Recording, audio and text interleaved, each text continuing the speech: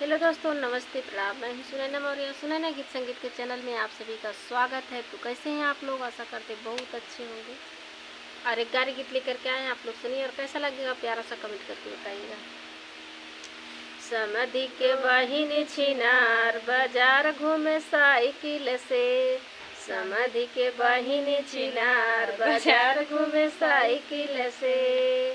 समधि के बहिनी छिनार बाजार घूमे साइकिल से।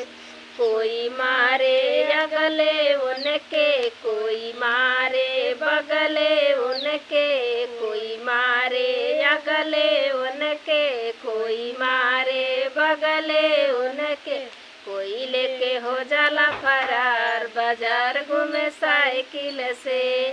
कोई लेके हो जाला फरार बाजार घूमे साइकिल से। समधि के बहिनी छिनार बाजार घूमे साइकिल से। समधि के बहिनी छिनार बाजार घूमे साइकिल से।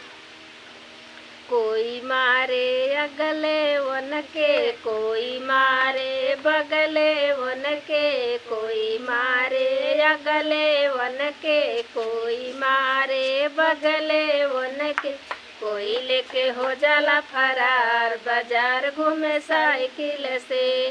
कोई लेके हो जाला फरार बाजार घूमे साइकिल से।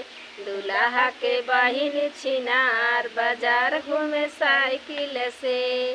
दूल्हा के बहिनी छिनार बाजार घूमे साइकिल से।